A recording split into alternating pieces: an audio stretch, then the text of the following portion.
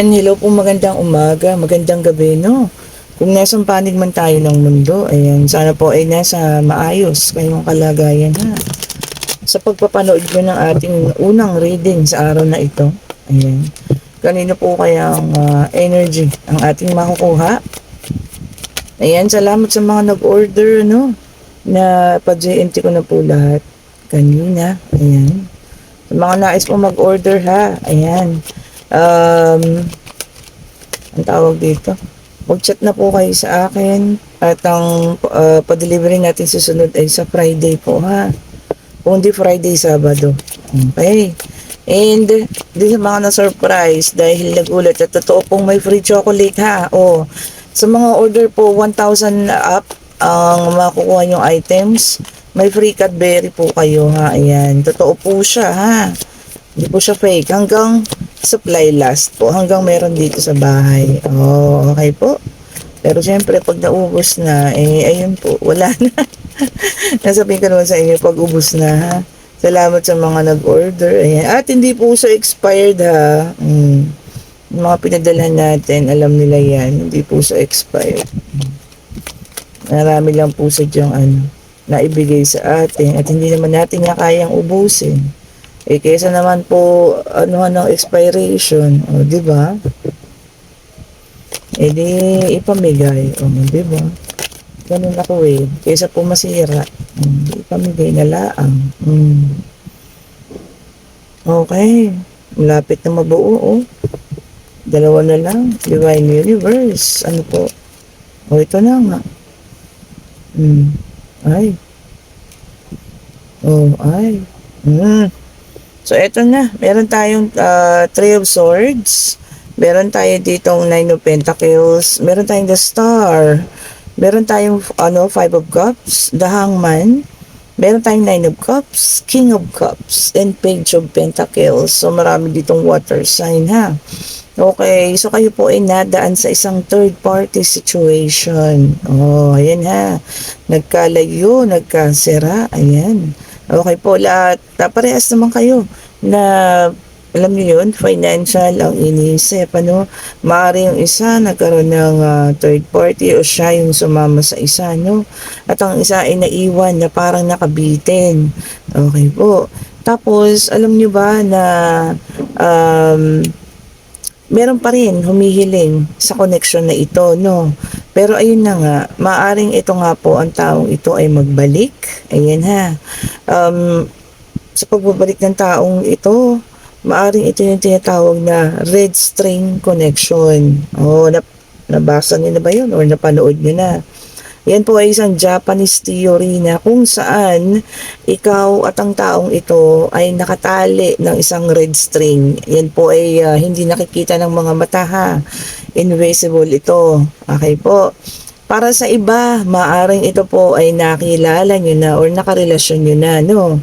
Tapos, nagtapos yung relasyon ninyo, nagkaroon nga ng third party, nakaramdam kayo pares ang kalungkutan. Pero ito, magbabalik at magbabalik ang taong ito dahil nga kayo po ay nakatali sa isa't isa. O yan, kasi sabi nga, no, maaring ito ay mabuhol. Okay, magkanda buhol-buhol. Maaring magkarelasyon kayo at nagka-problema. Hindi naman daw po ito mapuputol. Yun ang tinatawag na red string theory, ha. Pwede rin ito po, ang red string theory ay maaaring ang nakilala nyo na ang taong ito, nakakasalubong nyo araw-araw, pero hindi nyo pinapansin. Okay? Pero sabi nga, in the right timing ng ating universe, magtatagpo at magtatagpo kayo, ha. So dito, sa reading na ito, kung sino ka man, na itong naging karelasyon mo at nagkaroon kayo ng paghihiwalayan, ito po ay potensyal na pagbabalikan. Dahil nga, red string theory. Dahil sa red string theory, siya yung, kumbaga, nakatali. Nakatali po yan sa mo, ha. Sabi nila sa Japanese, nakatali yan sa thumb ng lalaki. Tapos, sa babae naman yata itong maliit, yung pinakahinliliit natin. So, ayun. So, hindi natin nakikita yan, ha. Baka magharap kayo ng red string niya sa katawan nyo. Yan po ay tinatawag na din na invisible red string. Oh, yan ay ayon sa theory ng mga Japanese na kahit pa maghiwalay kayo ng ilang taon, ilang panahon, so, kayo pa rin at kayo po ang babagsak sa isa't isa ha. Yun po ang tinatawag na red string theory. So, hindi nyo yan kayang pigilan. Inevitable. Wow, shala. Di ba? It's inevitable. Hindi nyo siya maiiwasan po. Kaya dito, meron tayong King of Cups. Yan. Kung ito yung person mo na medyo maramdamin, ano? Pero charming, ayan. So, sa pagbabalik, merong i-offer sa'yo. Kaya, ayun, may hawak eh. Okay po. So, ayan ha. Maaari pong, ayun na nga, ang inyong ka-red string, which is atin naman, ang tinatawag ay, or mas popularly known as soulmate. Yan kasi yung taong, alam mo, yung swak na swak kayo. Gaya lang naman kayo nagkahiwalay, siguro dahil may isang umentra na bruhiha, o di ba, bruhilda. Pero di magtatapos ang panahon, di magbabalik at magbabalik kayo sa isa. Sabi nga, magkanda buhol-buhol man yan, kayo at kayo pa rin po sa bandang huli. Oo, ang pagbubuhol kasi, parang ano yan siya, yun yung mga problemang dumating. Maaaring yung buhol na yun, yung babaeng bruha din yun, bumuhol-buhol. Diba? Umentra-entra. O, kung sino, kasi sabi nila mararamdaman nyo naman kung sino daw yung ka-red string nyo in the right perfect timing of the universe. Oh, ang ganda! So, yung mga iba dyan, na ramdam naman nila na magbabalik. Antayin niyo po ang tamang pagkakataon, ha? Bibigay sa iyo ng universe yan. Syempre, dasal lang po. Sabi ko nga, kung talagang para sa inyo talaga. So, ayan ha, ang ganda ng reading ngayon about the red string theory. Ganda. So, ganoon talaga kahit pa siguro, inabot na ng taon, Tapos, pag nagkita kayo ulit, wow! Parang, di ba, yung lukso ng mga puso nyo, ganun at ganun pa rin. Saka yung mga sabi nila nasa red string theory, kahit nagkaroon ng problema, napakabilis yung magpatawad daw po. Basta doon sa taong yun. Di ba, Kahit mapababae, mapalalaki ha, no gender specification tayo. Okay, tingnan natin dito sa ating deck of cards. Ayan. Mahaba ang red string theory. Maraming kinikilig-kilig ngayon dyan. Okay, eto na. Okay, and then meron tayong ditong Ten of Swords. Ayan, air sign, Gemini, Libra, and Aquarius. Ayan ha. So, sabi dito, kahit pa nagkaroon kayo ng deep wounds o malalim na sugat. Ayan ha. Mga example. Kayo at kayo pa rin po. Sa bandang huli. Siguro naman, pagdating ng baka mga 10 years, o pag nagkita kayo ulit, mapapatawad yun na. Di ba, Pero yung iba, alam ko, hindi ganun kadaling magpatawad. And meron tayo ditong Five of Swords, which is an air sign. Ayan. So, maraming naging disagreements, Ayan, maraming pagsubok, maraming pagkabuhol ang kinaharap ng mga nakakaranas ng red string theories, Pero sabi ko nga, sila at sila pa rin. And then, meron tayong the Empress, which is an earth sign. Ayan, air, earth, ayan. Ayun na nga, hindi maiiwasan na sinusubok. Okay? Sinusubok ng mga bruhilda. Di ba? The Empress kasi. Pero, pagdating ng panahon, di ba? At talagang nasa perfect timing na ibabalik ka sa sitwasyon na talagang kayo lang pala ang dapat magkatuluyan, And then, meron tayong Page of Swords, which is an air sign. Ayan.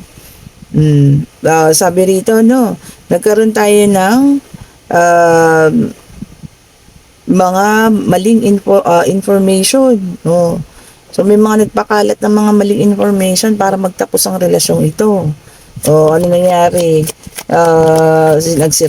Siniraan ka, baka maaaring pakanani bruha yan, kaya nasira yung relasyon niyo. So, ayun, yung mga pagkabuhol-buhol ng relasyon, ha.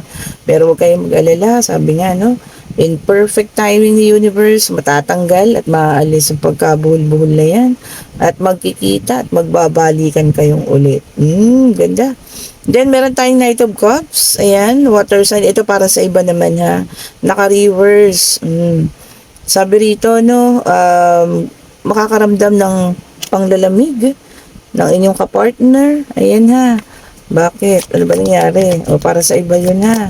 So, may mga panlalamig daw. Ay, syempre, pag nanlalamig, alam niyo na. May sumisingit, maaari ha. May sumisingit na isang bruha dyan. Para, alam niyo yun, sirain ang inyong relasyon. And then, meron tayong 8 of Swords, air sign. Ayan, puro air ngayon ha. So, tag-isang water and earth. Puro air ha. O, yung iba sa inyo nakakaisip ng ano, pa-victim mentality. Oh, sino ba yan? Or meron kayo nakikilala na taong pa-victim ha. Naku, iwas-iwasan niyo po yan. Hindi yan makakatulong sa inyo, no? Especially yung ano, lagi na lang yan sinasabi sa yung ano, dehado or kung ano man. Naku, kung sino naman po yan, naku, iwan niyo po ha. Hindi maganda yung puro negativity po ang taong pa-victim. Ayan ha. Ayun, may nag-flip. Ito. Okay. And then, meron tayong 9 of Cups ulit. Ito, water sign naman. Ano? O, yung sabi rito, no, satisfaction and emotional stability. O, yan. Yung may mga, ano dito, no, mga pangamba or mga kalungkutan. Ayan. Unti-unti na raw pong maayos, ha. Kung ano man yung ating mga nararamdaman. O, which is good, di ba? Nagsa-self-healing, nagmo-moving forward na, no? And ito napakaganda, Wheel of Fortune, turning of events, pag-ikot ng kapalaran ha, paghanap ng inyong destiny. O yun na nga, di ba? Kanina ko pa sinasabi sa inyo, kung siya talaga ang inyong ka-red string, siya rin ang inyong destiny at hindi niyo po siya maiiwasan ha. Hindi niyo maiiwasan po ang taong ito. Magbabalik at magbabalikan po kayo. Okay? Ito pa, tignan natin. Oh, ito, fire sign, lumabas na. Page of Wands, Aries, Leo, and Sagittarius, fire sign. Okay, yung iba sa inyo, magkakaroon ng exploration. Pag-explore daw. Oh, ano ba ito? Anong i-explore nyo? Yung relasyon ninyo sa isang lugar, ano? Baka may bagbabakasyon ng iniisip dyan, ha? At gusto nyo explore isang lugar. O, okay lang po yan. Kasi bakasyon naman, maaaring sa isang lugar, ano?